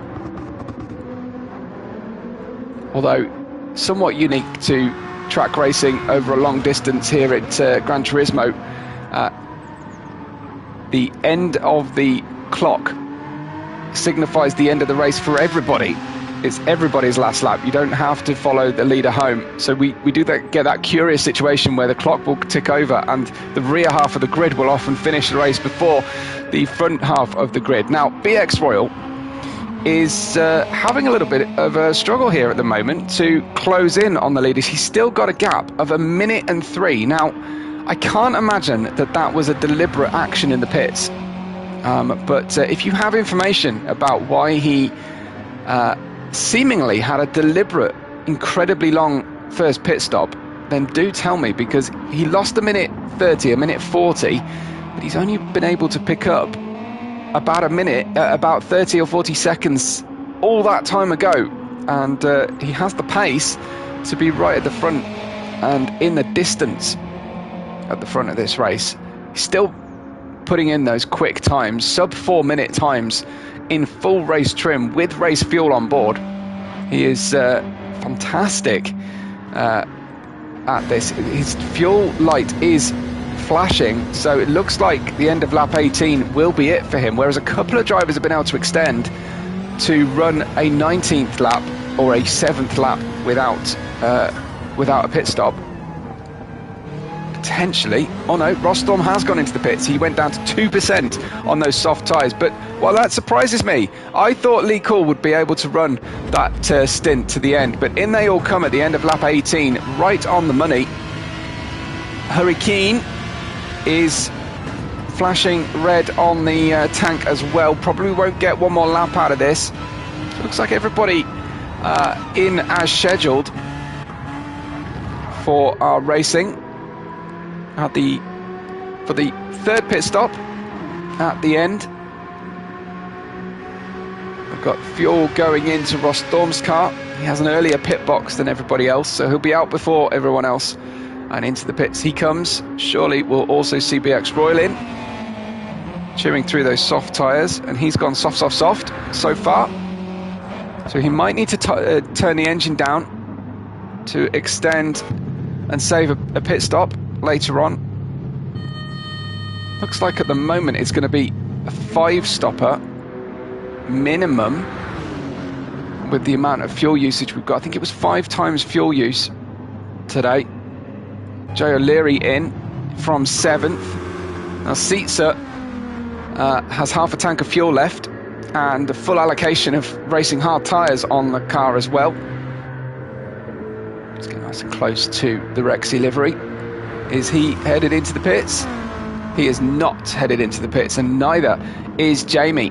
So let's go back up to the lead and see where Ross Storm is at the moment. Well, he has come out on the first new set of tyres he's used. He's gone to the mediums. He will have to use the hards for the final stint, but he'll run, I think, this medium stint as long as he possibly can. Might even turn the engine down now that he's got an 8.7 second gap, just to use the hards for as little as possible in the final stint of the race. 43.5 minutes still to go for our racers, and I hope that you are giving generously. If you're watching here with me today, you're giving generously to our bladder cancer charity. So we've gone through pit stop number 3, and Lee Cool is now, having brought himself from 11th to 2nd, he's now got to take the difficult time on the hard tyres. Probably run this stint as short as he dare, so that his 6th stint after his 5th pit stop will be able to run to the end. Lee Cool, soft hard. He'll have to run mediums for his final stint. Gin Tonics now on the medium tyres, and he's got a flying Frome driver right behind him, the Jaguar F-Type. So Gin Tonics on mediums, Flying Frome on mediums. I make that every allocation used by Flying Frome, and Gin Tonics still having to use the hard tyres. He's gone soft, medium. So Flying Frome, remember that last stint, he used the hard tyres, so now he gets to really push. Might try and extend this stint by a lap if he can on the mediums, so that he can really rag the car on the softs at the end. But he's got an 18.5 second gap to Ross Storm at the front of the field. Needs to not spend too long behind the Ford GT on hard tyres as well. Should be good out of the slow stuff.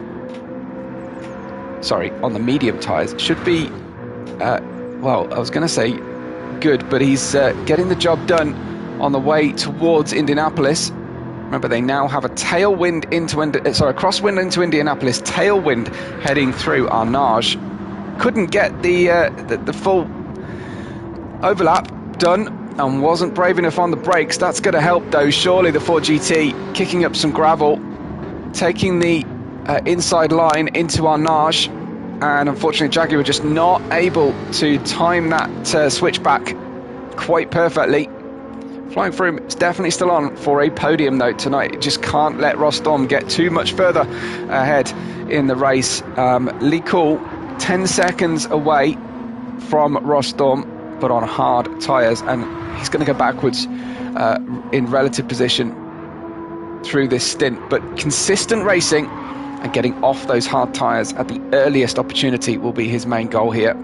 Make as few mistakes as possible on the hard tyre and stem the losses. Where though is BX Royal? Well, he is in P8 and he's still a minute away from the lead of the race. Unfortunately for him, he's now in his hard tyres phase, so I don't think he's going to pick up a lot here. If I find out what happened to BX Royal either during, shortly after the race, or fully after the race, I will leave a comment in the description if I can. If you know, then tell me in the live chat as well. That would be super useful. Clouds are forming over the skies, so it is far from a foregone conclusion here, this race. If last year's rain condition or anything to go by, it was chaos for about 2/3 of a lap, and a couple of drivers elected to change tyre. Most braved it out, but drivers were spinning everywhere in the rain here in Le Mans. I've got a vague memory that it was actually in the dark as well, but I could be wrong on that one. We were on a different channel back then, so it won't be quite as easy to find. BX Royal has dipped underneath 1 minute from the lead, but I don't think he'll be putting in sub 4 minute times on the hard tyres. If he does, that's amazing. But yeah, that seems to be the situation as far as I can judge it at the moment. Stewart is still close to that V12 Vantage of JP in front of him, and Stewart's got to be sick of the sight of that rear end today. No offence to JP, of course, but McLaren has been behind him for a long old time, and he's on soft tyres versus the V12 Vantage's mediums. It's not going well at the moment. Blue Mosquito is pitted though, out of sequence, lap 20 for hard, well, off the hard tyres, I think, on 1% of fuel. So he's run that stint long. Monk on the softs. Blue Mosquito is in the pits, getting rid of those hard tyres, and I'd be pretty happy to see the end of those, I imagine. Mr. Grumpy still plugging away at the back of the grid, excuse me, and he'll be there when it counts later on if he needs to be, and there to take advantage if the rain does actually come. Well, Blue Mosquito is now the tail runner, and he's 2 minutes 14 away. I don't know if we will see anybody lapped tonight, but while we've got some reasonable gaps between the cars, I'm just going to play a short audio just to remind you of the importance of tonight's charity.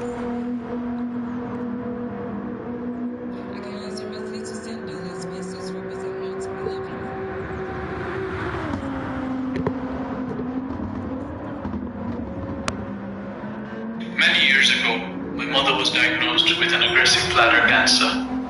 Thankfully, due to timely tests and treatment in our fantastic NHS, she fought and beat this cancer. As a son of a bladder cancer survivor, I urge anyone who sees blood in their wee to please report this to their GP urgently.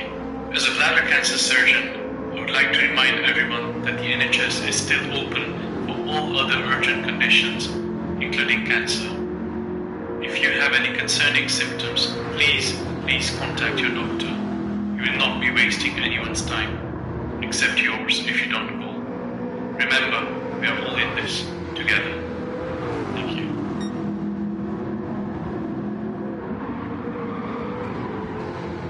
I'm Dorothy Markham. I'm a survivor of bladder cancer, and I am proud and glad that I work for and have known about Fight Bladder Cancer UK. Having bladder cancer does change your life in many ways, especially if you end up with a stoma.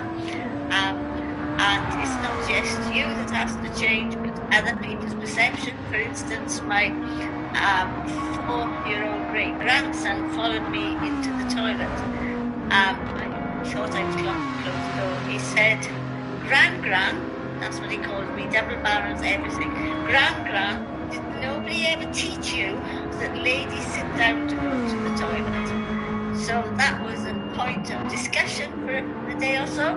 And I think, again, it was something that I had began to take for granted, but it was a life-changing thing.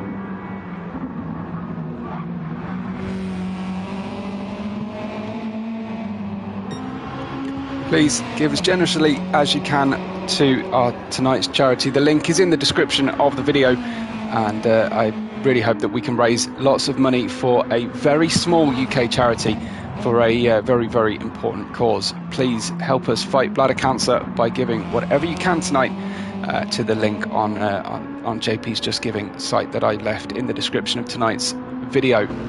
Jay O'Leary is down in P7 at the moment. Just some other drivers pitting right now at the end of lap 21. They're a little bit out of sequence with the main lead group, but these 4 at the back, well, 4 in the midfield I should say, are all heading into the pits right now. It is lap 20 for the leaders, well, lap 20 at least for Mr. Grumpy, who is hanging on gamely to the old soft tyres on the car. Blue Mosquito's down in 14th as Rostorm still has to use the ill-fated hard tyre in his final stint of racing tonight, but he is 14.6 seconds to the good. Can he hold on all the way to the end? He may not have been expecting to be fighting for victory today, given the qualifying performance of BX Royal, who started with the fastest qualifying time, but was set to the back. He was regularly lapping 3 or 4 seconds faster than all of those very consistent laps and sort of a few laps ago here from Rostorm. But BX Royal had a very, very slow first pit stop and put himself a minute 30 back from the lead. And this race has really been BX Royal trying to bring himself back into contention for a potential podium. He's some way off though, 56.2. He's made a 4-second gain since fitting the hard tyres. I wonder what he can do in his final stint, which I believe is going to be on the mediums. So that will be an interesting one for BX Royal. He'll stop as early as he can get away with, I imagine. But quite whether he will be able to feature on our podium tonight, that will be a big, big stretch for our fastest qualifier here. Back up then towards the glory end of tonight's run. But everyone, I'm sure, will be very proud that they have helped raise money for charity. So they will be checking out the Just Giving link after the race and checking out how much has been given. And hopefully everybody watching can just link a friend in, ask them to give £1 or £2, or whatever your local currency is, of course, watching around the world. If you can just help us out here with this very small, underfunded charity in the UK, for a cause very close to our host and organisers family, JP, in the Aston Martin V12 Vantage tonight. Lee Cool is driving very well on the hard tyres at the moment. We're looking at around lap 24, end of lap 24, start lap 25 potentially, for the drivers to head on and make their final pit stop of the race. If they can do their fuel and tyre usage mathematics well enough. Good to see. Places 2, 3, 4 all within sight of each other down the short start-finish straight. approach into the Dunlop corner. Then we go through the Chapelle and into Tertre Rouge, which is an S's section. Here we are in Tertre Rouge. You see a lot of accidents in Le Mans through Tertre Rouge. It's a tricky sequence. Drivers get very greedy through here, and exiting that final section of the right-hander onto this long flat-out section. Not quite a straight, is it, this section here, but it does become the long Mulsanne straight, and the greedier you get, the more likely, of course, you are to make a mistake and end up really ruining your run all the way down towards the first chicane. It's a long time to suffer from that. Licol then, he is on the hard tyres. He is not going quickly, you have to say, at this stage. 4 minute 5, 4:34, 4:23. A few laps 4:01. I think that was back when he was on his previous tyres, his softs. Getting close to that 4 minute mark, which the drivers are very keen to try and get underneath at some point today. But the fastest lap so far, a 3:56.989. BX Royal has gone faster than his qualifying time that was set a few days previously to tonight. BX Royal outperforming even himself in qualifying trim, and here we are then with Flying Froome finally catching the back of Licol. He has a 17.4 second deficit, does Flying Froome, to the car he spent much of our first hour racing with, Rosthorn, and they are potentially fighting over our win tonight. Flying Froome has used all tyre allocations, should, if he can stop late enough into our race for his final stop, should get the soft tyres to the end. There's quite a lot the drivers can do in terms of engine mode here, and turn it down and try and extend a stint if the tyres will go that distance. But the longer you can run on this penultimate stint, the better a situation, of course, you will be in for the final stint. And the drivers will try and fill with as little fuel as they can get away with as well. So if you save a lap, you are going to save multiple seconds in refueling as well. Flying Froome then is using the rather tall and wide GTR Nismo as a way to reduce the downforce burden upon his own car down the Mulsanne straight. It's going to suffer a little bit through the fast-flowing Porsche curves that essentially get slower as you run through them. So your ideal run is to use the speed of the car in front in the first half of the track, and then maybe make the overtake if you can before you enter into these difficult corners. You see a lot of marble deposit from the scrub tyres offline. You really can only go one by one through here. Very rare to see successful side-by-side racing through the curves at the end of the straight, at the end of this Porsche curve into Maison Blanche section. Now we head in towards the chicanes at the end of the track. Flying Froome might have been tempted to have a go at an overtake there, looking for an early throttle pickup coming out of the final corner. Wasn't quite early enough or smooth enough though. But again, nice little run down the start-finish straight before heading into Dunlop. And you'll see why it's called Dunlop shortly, as they pass underneath the Dunlop Bridge around here. And the Jaguar tries to do it sideways just while we're watching him.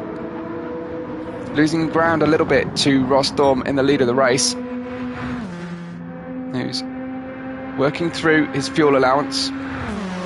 Maybe gets 2 more laps out of this, so can stop at the end of lap 25. And that will shorten the final stint.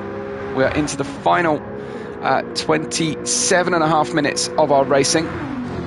Licol is in second place, maybe not for long, as the Jaguar F-Type comes on through. Difference in tyre there, difference in grip away from Tertre Rouge. and Flying Froome managing to use the traction of the softer compound medium tyre there to good effect. He has used all of the tyre allowance. We have yet to see any rain, so that is going to be interesting. Now, the drivers who have elected to leave the hard tyres to the final stint, they may be worrying about potential rain on those hard tyres, but the sun has come back out, the clouds are parted, looks like we're going to be dry for a while at least. And there you can see the grunt of the GTR Nismo, very, very strong. Lee Cole making a bit of a nuisance of himself here to Flying Froome, who wants to try and get on with catching Ross Thorne. Had a little drive-by there from Pedro Ribeiro, who wasn't necessarily one of our racers tonight, but he's come in to leave a well-wishing comment. Just taking advantage of, I think, the non-lockdown lobby that we've got here tonight. So interesting. He's got his name up in lights. And the Jaguar just misjudging the Arnage corner, letting Lee Cole through again. And most importantly for Flying Froome, he is letting Lee Cole get ahead. Letting Ross Thorne get away here. Now 18.1 seconds. Just that minor little mistake through Arnage lost him a full second and a half to Ross Thorne. That could come in very, very useful later on when Ross Thorne is on those hard tyres. So Flying Froome having to make the most out of these medium tyres as much as possible here. 1/4 of a tank remaining. He will certainly hope to try and get an extra lap out of the car, and maybe sitting behind the GTR Nismo for a lap, another further lap would be useful. But actually Gintonics on the medium tyres too is bringing himself right into the mix here as towards the latter stages of our 2 hours of Le Mans charity race. Jaguar trying to do exactly what I said we don't really want to see, which is side-by-side racing through the Porsche curves. But you can see what he's suffering in terms of speed through these fast-flowing corners with the hard tyre shod GTR Nismo. Don't get greedy, Froome. That is a surefire way to a big accident. Heading then down to the chicane. He's got the nose and the tail ahead into the final 2 chicanes. He completes the move. And if he can just rein it in now, not get too overexcited like he did through Arnage, and set off in pursuit of Ross Thorne, who is still, they're on equal tyres, but crucially Ross Thorne has to use the hards as far as I have estimated here. So they will run through and at least run to the end of lap 24. Could be that's all Ross gets out, all Flying Froome gets out of this one. They could all end up on splitting this race perfectly into 5 equal stints. Ross Thorne 18.5 seconds in the lead. What of BX Royal, our fastest driver tonight? Well, he's in P6. Setting a 4-minute lap on hard tyres is special. You've got to say, take your hat off to BX Royal. A 4-minute 0.3 second lap on hard tyres. Very, very good indeed. I think that BX still has to use the mediums at the end of the race. Out of sequence slightly, may get a 25th lap out before he has to pit. Got a little bit more fuel than the drivers at the front of the field, but so far stopped on the same laps recently.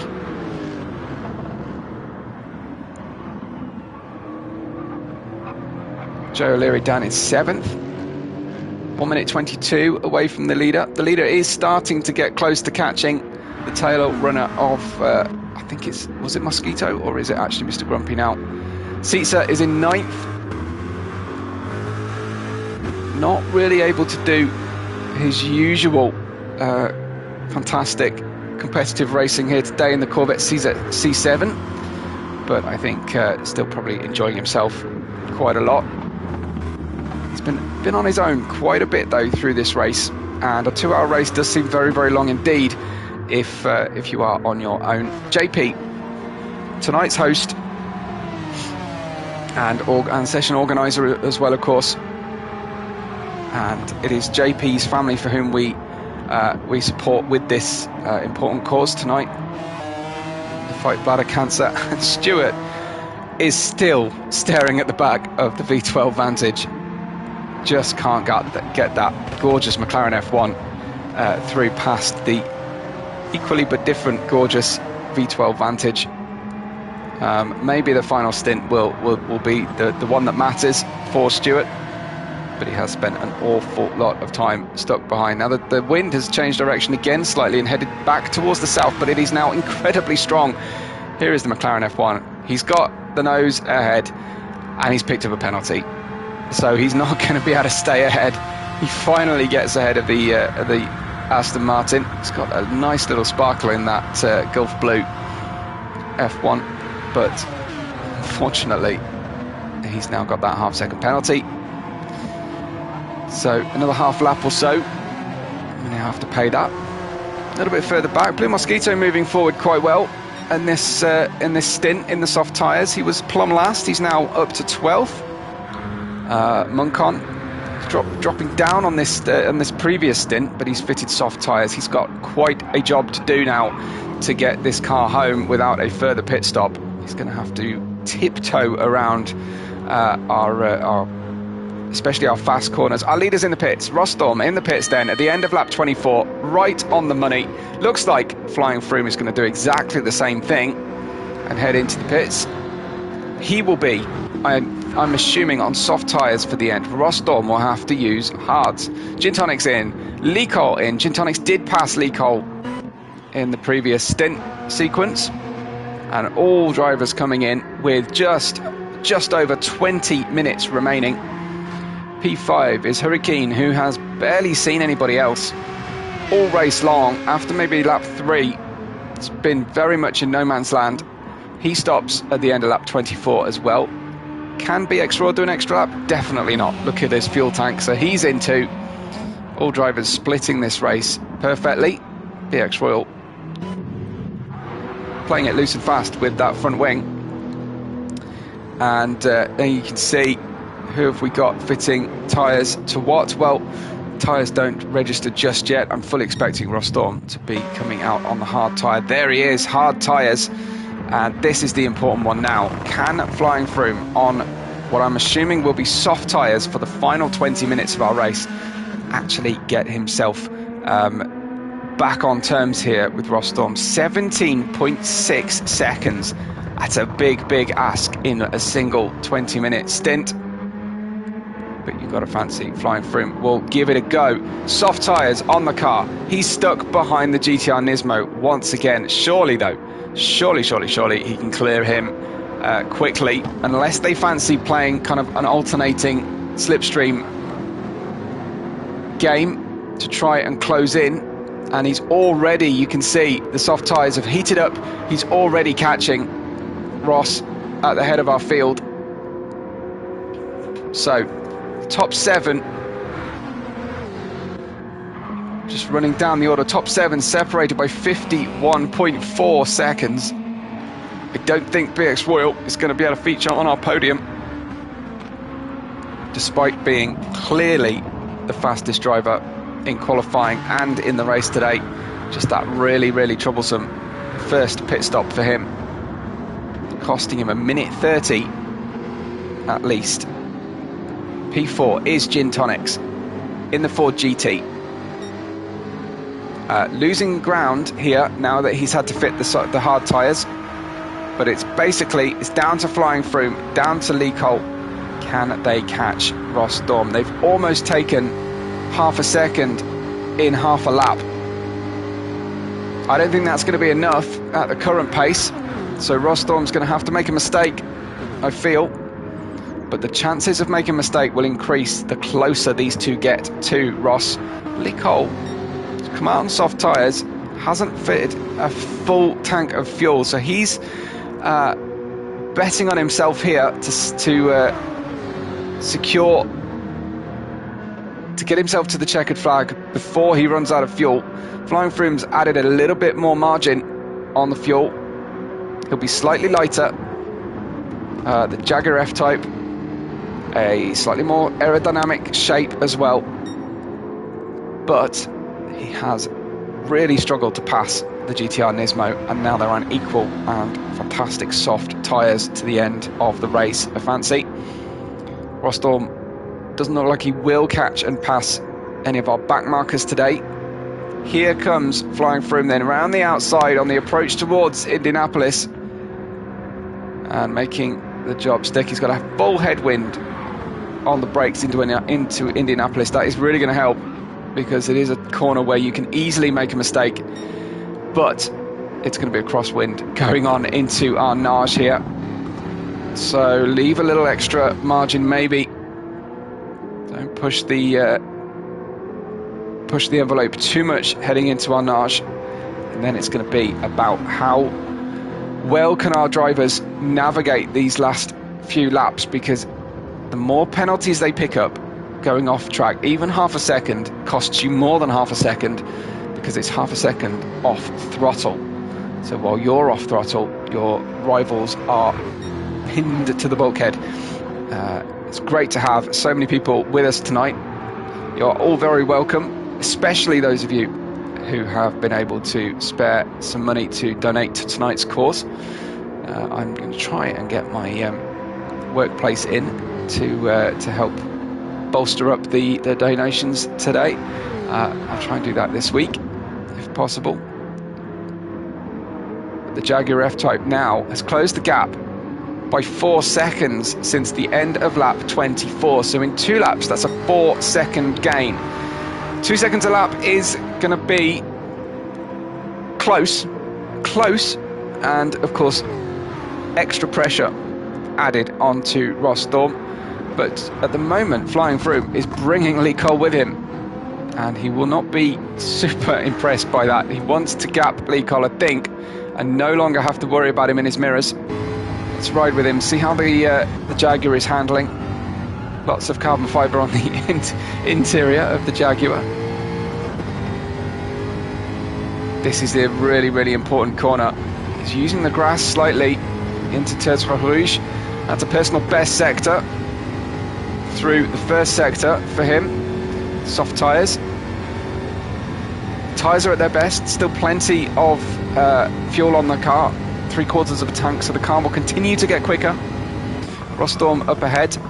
Similar level of fuel, so he's calculated a slightly shorter, maybe 5-lap stint to finish the race. We have 44 minutes of race, 14 minutes of racing left to go for you. I'm getting tired, maybe. That's a second personal best sector then for Flying Froome. Despite the fact that Lee Cole is behind him, and he can now start to see his target down the Mulsanne straight. I think for the first time he will actually see a small dot on the horizon, and that is his target. That's his aiming point. Maybe he can't quite see Ross up ahead. We could see from the trackside camera.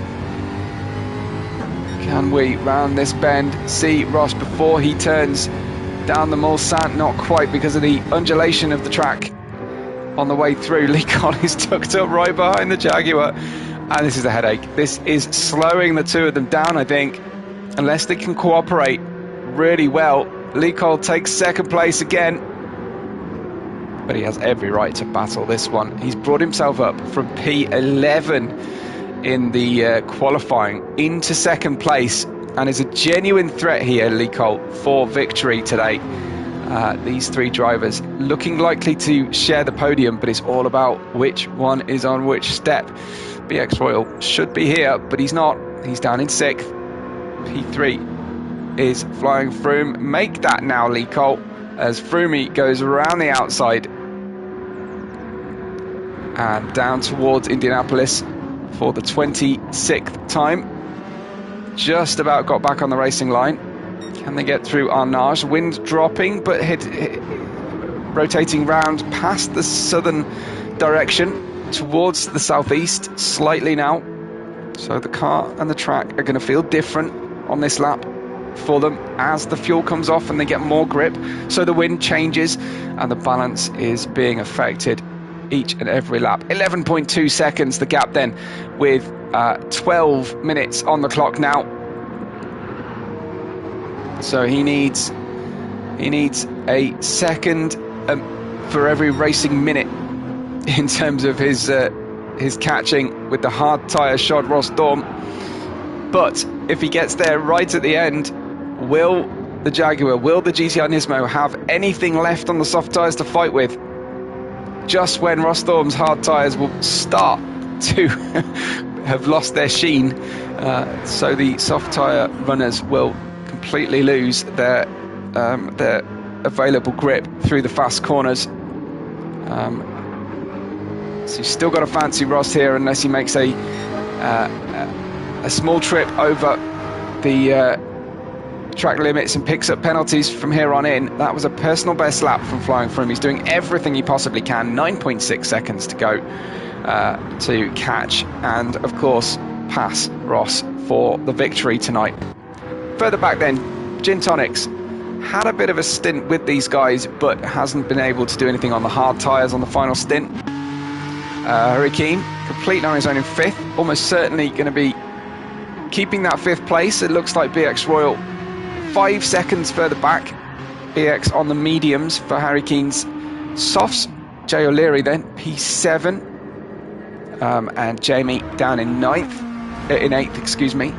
In 9th, further back then, we have Monk in the BMW. Seitzer in the all-green Rexy livery Corvette C7. He's in P10.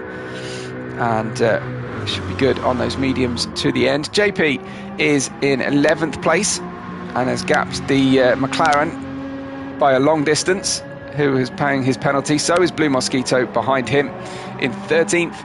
And then at the tail of the field, we have Mr. Grumpy heading down towards the Mulsanne right-hander in the gorgeous liveried. I think I'm going to have to say my favourite livery on the rearmost runner here in the Mercedes AMG.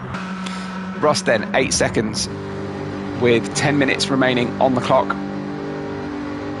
as Lee Cole back into 2nd position and Flying Froome into 3rd, opposed to 3rd again, but 8.2 seconds. They are alternating who is leading down the Mulsanne straight, and that's going to help each of their, it's certainly going to equalise each of their fuel usage at full throttle here.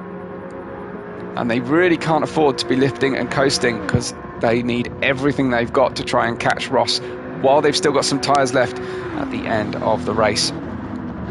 Do leave a like on the video tonight if you can, please. Make sure that if you're not already, that you are subscribed to our channel.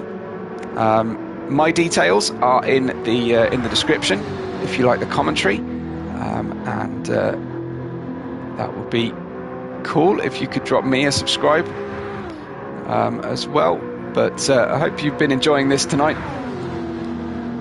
Just 0.2 of a second, make that 1/10, and again, Flying Froome round the outside, familiar sight of that Jaguar, maximising the run out of Mulsanne towards Indianapolis. That's past the Cours du Golf, the golf course, which I think is on the outside of the circuit, such as it is. Of course, 2/3 of this track is a public road system, hence all the painted lines on the surface. For at least 11 months of the year, it is a public road system. Got to go there one day. One of my bucket list items is to commentate at Le Mans. That'll be an absolute thrill ride. Lee Cole, P3, Flying Froome, P2, and Ross Daum, P1, but only 7 seconds now. 6.9 seconds away from these two. But time is running out. So can Ross get these hard tyres to the end? Has he built up enough of a buffer? Can he avoid mistakes? The hard tyres just about raceable now. They would have been cold and unpleasant for the first couple of laps of the stint. And running through the chicanes then, behind him comes Flying Froome. Obviously he can see the leader Ross up ahead now. He's retaken second position. Looks like the second half of the lap much favours the Jaguar versus the Nismo. So it seems to be that will mean that Flying Froome has the advantage finishing versus the Nissan, but will they get themselves into the mix? 5.3 seconds now then. Big gain in the final sector of the 27th lap I should say, for these two in second and third. Forgive me for spending so long watching these two. I have gone through the field as often as I can, but these two have been fighting for some time. Flying Froome's definitely got his money's worth tonight out of our coverage. Now you can see the Supra passing through even our trackside camera. Well, that's almost like a rabbit camera, isn't it? Running down the straight. The Nismo, look at the speed. The top speed of the Nismo is tremendous down the Mulsanne. But Flying Froome, not too worried, I don't think, following behind Lee Colt, because he knows that after Mulsanne, he's got the advantage. Alex says Hurricane and BX are close. Well, good shout, very good shout. This is for 5th position at the end. Remember, BX Royal, fastest qualifier, started at the back, had a 1:30 pit stop on the first stint. Back to the back, he got himself to the lead in the first stint, then back to the back, and now he's regained by nearly a minute he has gained in the second stint onwards. Here he is, drawing alongside, medium tyres on both, no, actually BX Royal on mediums to Hurricanes softs. I'm just going through it, Alex. Apologies for the delay on the chat coming through, but yeah, BX, fastest qualifier, started at the back as a kind of last to first challenge, got to the front, pitted, 1:30 pit stop, all the way to the back again, and then he's been on a recovery drive ever since. I don't know if he had a glitch, if he had to rejoin, if he was just playing with the rest of the field and miscalculated slightly. But there he is in 5th place, but Hurricane is not happy to let this one go.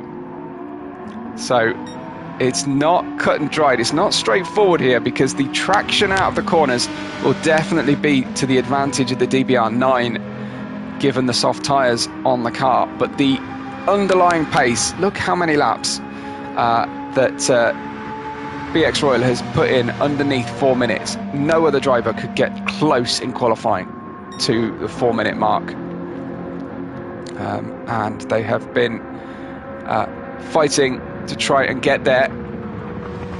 You can see lap 26 for Flying Froome. He managed a 4:05. I think that's the closest he has got to the mark in race trim, at least. You can see the soft tyres giving up on the Jaguar F-Type. We have 4 minutes to go, and the gap is 2.3 seconds. They're going to get there. I think we're going to get just this final 29th lap. What's Ross Storm doing? I thought for a second he was headed into the pits, giving me heart failure, but it's underneath 2 seconds. We are going to have a grandstand finish between these three drivers. Flying Froome and Lee Cole have brought themselves, despite their battles, towards Ross Storm, who is, remember, on hard tyres. This, I believe, will now be the final lap of our race. It looks like it, for the leaders at least, this is going to be the final lap. And it is going to be 29 laps of racing. We will just tick over. They've left plenty of fuel in the tank. Turn those engines up and let's go racing, boys, in the final lap of a 2 hour of Le Mans charity stream. Tremendous stuff from these guys. The soft runners are going to struggle. Second and third are definitely going to struggle on this lap as they chew through the tyres. Almost even tyre wear, fuel wear as well. They've over-calculated the fuel, but that's a safer place to be than under-calculating. As the sun starts to set, we started in the dusk. We are going to finish in the sunset conditions. But look at this, 1.2 seconds now. I can't wait to see who can prosper out of this. Tremendous couple of hours racing we've had this evening. Who's your money on in the live chat? Tell me who is going to prosper. Who is your winner out of these three? They have given us tremendous racing. I don't think Flying Froome has been more than a second away from a car behind or in front the entire race long. And he has not made a major mistake either. He's flashing the lights. He's indicating to the Supra ahead that he knows he's there. They're going to try and bump run each other. Now, the Nismo usually gets ahead here on this section of the Mulsanne, and then the Jaguar can prosper on the way down towards Indianapolis. The gap is under a second between the leader and the next two cars, and that looked like Ross Thorn kicking out the tail. It's looking tremendous. Alex wants the Supra to win, but it looks like those rear tyres are going off. That is really tough. Ross is working the wheel. He's working incredibly hard. What a heartbreak this must be for him to watch these cars approach. We know how strong that Jaguar is out of this very corner as they brake heavily down into Mulsanne. He's looking for a good exit. He's smooth. He's not straddling the exit curb. It's a personal best for Flying Froome, and what a time to bring your personal best time to the fore. Now he's tucked up directly behind Ross Thorn, behind the Supra as the sun sets in the background. He pulls to the inside line. The Supra's given him that inside line. He will have the long way round to go. It's the inside line for Indianapolis. It's not the inside for this particular kink as they run out of the slipstream. Runs the Jaguar. Bright blue in the sunset, but no, Ross goes down to the inside. The Jaguar takes the switchback move. This is so close. Lee Cole right into the mix as well, so the Jaguar's got to be so careful not to open the door to Lee Cole's Nismo. Three different manufacturers, three different liveries, three very different drivers and strategies at play here.